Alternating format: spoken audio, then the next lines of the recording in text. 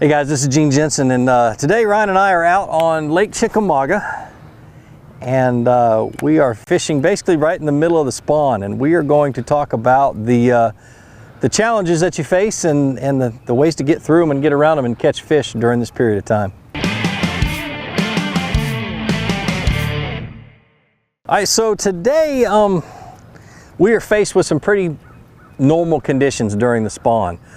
We don't have clear water. It's been raining a lot here in Tennessee and down in Georgia where I live, and there's a stain on the water. We're going to have cloud cover most of the day. It's going to be partly cloudy. So it's not the ideal situation to actually go sight fishing, go looking for the beds and catching the fish off the beds.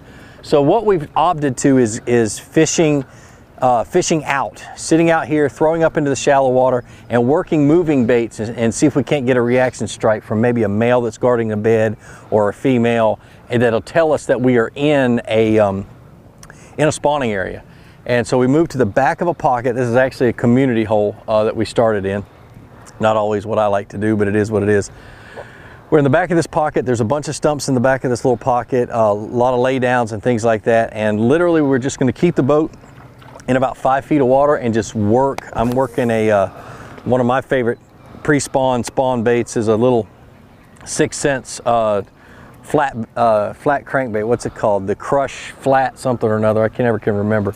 But I've caught a ton of fish on it. Ryan's working a top water trying to get a reaction strike, and we're just working it around. That's basically what we're going to do until we see something, until we decide that this is an area we need to slow down on, and then we'll start to fish something a little bit slower. So we'll talk about that when we find it. Hey, subscribe to my channel, please.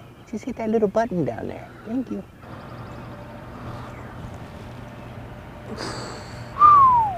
I came through some grass and it just loaded. Bet you that felt good. Whew! Little heart stopper. So when you're fishing a bull shad and something like that happens, you bring it through some grass and then hit a stump. Oh gosh, it's big enough, good enough for a good old heart attack. There he is. Sweet.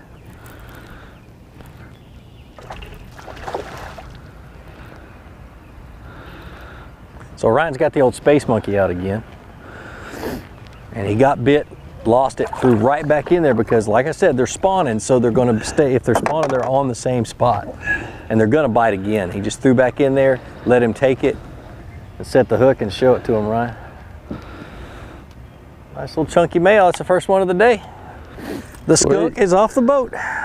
All right, guys. So what we're doing is we're fishing really dirty water, or not really dirty. Just there's no way that we'd be able to see any of these fish on bed.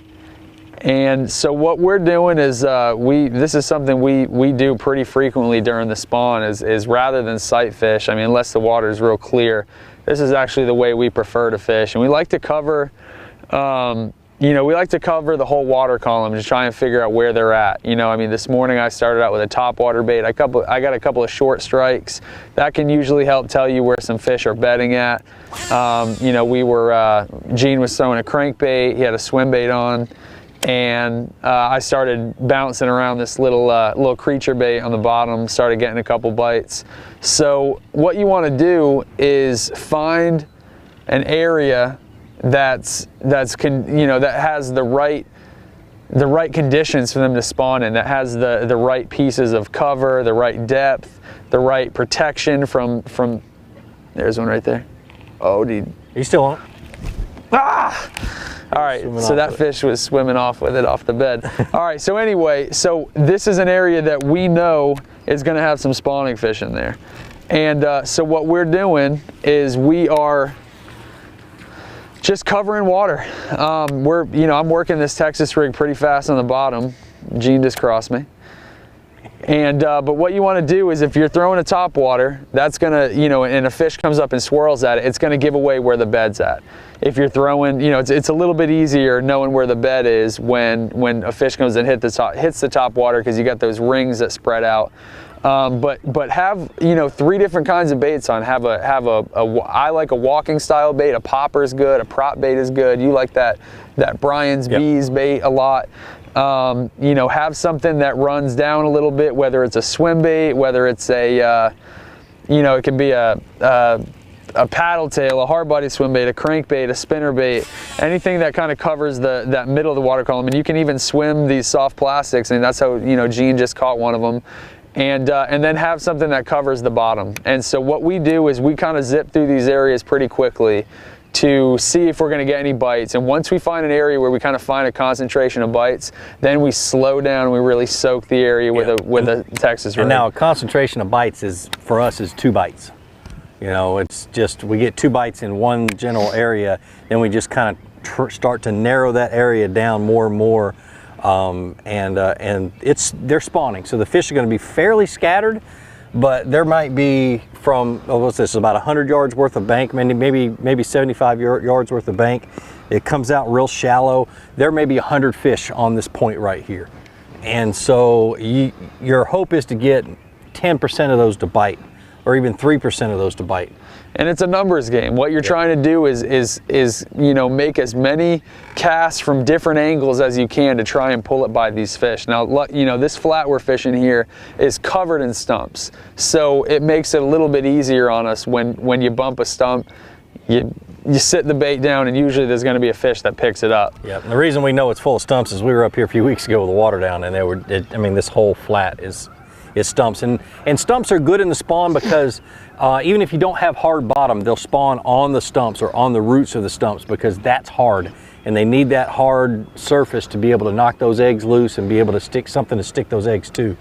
And so that's what's really good about stumps. They will trump not having a hard bottom. So if you're fishing a pond or something like that with soft bottom, that's what you look for. You'll start looking for rocks and wood for them to spawn on. Okay, so another thing is that, you know, one of the disadvantages of fishing this dirty water is that you can't tell if there's a female on the bed with the male. And so what we do is, a lot of times when we hook a male, we'll kick out a marker buoy and try and line up something on the bank to figure out where that bed was, give it a minute, and throw back in there and see if a female moves up to guard the nest. And usually, you know, she'll move up. I mean, what do you say, for maybe a 5 to 15 minute window, and then they're usually gone. Yeah, I mean, I usually give them 10 minutes. Okay. So that's, you know, that's one of the disadvantages of fishing this dirty water. But the thing is, you know, just like we were talking about it being a numbers game, you're gonna run across some big females too. You may bring it by a bed that a male's guarding. The female sees that the male didn't do anything about it, and she's gonna come over and thump that bait. So, you know, work these areas thoroughly, and you know, you're gonna get numbers, and you're also gonna get that size. Now, other lures that I might use in this kind of a situation where we're trying to bump stumps or bump rocks or just get a reaction strike out of these fish. It might be a shallow running square bill, something that runs 0 to 3 feet, or a wake bait. I have some THKO wake baits in the box. I've been thinking about getting one out. I might end up doing that, but I can get them to wake, but I can also drop the rod tip and get them to run about 1.5 to 2 feet under the water. And they offer a little bit different look that maybe the bass haven't seen, something that looks a little bit more dangerous to the fish, I guess you would say. And so just anything that will run a little bit deeper, but not all the way down to the bottom. I don't want to kick up a lot of mud when I'm fishing spawning areas, because that's what carp do, and carp will run off a bass if they're kicking up a lot of mud in a spawning area. So what I like to do is get something that will get deep enough to bump the stumps, and it may hit the bottom every once in a while, but something that's just riding just at the bottom of the water column. And I tend to get more strikes when I do that. Spinnerbait works.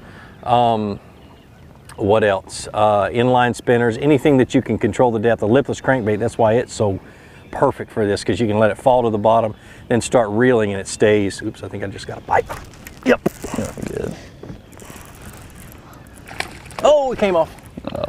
Anybody see that go right by Ryan's head?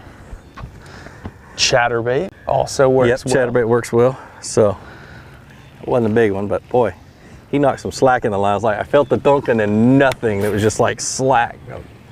No doubt that was a fish. So one thing we've noticed today, and Ryan's picked it up and I just picked it up on these last 2 bites that I've gotten, was they're biting it on the fall. So what do I need to do? I need to make sure I make it fall as much as I possibly can. So watch Ryan move his rod. He's got 3 hops. I like to do 2 hops, but either way, we're not dragging it much. We're trying to get it up off the bottom and get it to fall back down. And that double, triple hop tends to cause a little bit more of a reaction strike when they're not really wanting to bite. Stump right there. And that bite I just got was on that stump on there. That stump. Yeah. And we're making note of how deep these stumps are at the same time. And when we say creature baits, really what we've learned is any creature bait works. I like a smaller, compact one. I'm just more of a guy who likes that stuff anyway. That I don't like big baits, big 4 or 5 inch baits. I like 3.5, you know, and smaller, small as I can get them. The main body needs to be small. So I got a rage bug on. He's throwing a space monkey. He's still fishing that same space monkey. Caught like 4 or 5 fish on the last leg. It's my last one, dude. I got it flipped upside down and sideways. And we just know there's a bunch of fish here, whether they're males or females. We're not, you know, we're hoping for a big one, but man, we just want to catch fish. So I'm going to talk about exactly what and how I'm fishing right now. I said a little bit about hopping and stuff like that, but I like to fish when I'm just covering water like this, when I'm not really pitching to cover and trying to get it down through thick cover or working it through grass. Working through grass, I like to use a lighter weight. My favorite weight to throw is a 3/8 ounce. I throw a 3/8 ounce jig. I throw a 3/8 ounce bullet weight, tungsten bullet weight on just about everything that I throw if I'm not fishing cover, just because I know the fall rate for the most part. I'm used to the weight. It's just one of those things, it's more of a confidence thing than anything. I'm fishing this little Texas rig, and it's a pegged Texas rig. It's got a mustad punching hook on it, or flipping hook. 20-pound test fluorocarbon, a medium heavy 7 foot, I think it's a 7.3 medium heavy. This is actually a brand new Fate Black that I just got. An Origin C, and it's an 8:1 gear ratio, so I can, you know, like when that fish just a second ago picked it up and ran with it, it ran slack into it. Had it been a big fish, it just would have kept on going, and I was able to pick up line pretty quick and catch up with that fish. So we are, that's typically my setup when I'm doing anything like this, no matter what time of the year, when I'm just throwing soft plastics into, you know, sparse cover and not so, or just dragging it on the bottom or flipping it and popping it on the bottom like we are right now. Just my confidence setup. So what I like to pinpoint on, I'm in a boat, I've got a GPS with a dang map on it, so I'm trying to stay out in about 5 feet of water and fishing these points that go back into these pockets. Let me turn the camera and show you. So you got a little pocket that's right back here, and there's a point that comes out. It's not much of a point. Well, I'm in 3.5 feet of water, and so it probably rises 6 inches between here and there, and it just comes out a little bit, but I know it's got a hard bottom. I know there's stumps on it, and there's a good chance that fish, as they don't want to, sometimes they don't want to spawn way back in the pocket, they want to stay closer to this deeper water. It's like 7 or 8 feet deep right out there, and they'll come up and they'll spawn right on these points, on these hard points, especially in this dingy water where they feel a little bit safer. And you notice too that this pocket is protected. It's there's no wind on this pocket at all. It's totally protected. And I try to make my bait more or less look like a bluegill. If you notice, I dipped the tail in JJ's Magic some chartreuse, and that pretty much mimics a bluegill. With this thing hopping around and kicking, it looks like a bluegill just falling down on top of their bed, and they really can't. They can't stand it. So anyway, we're going to keep fishing. See if we can't catch another one.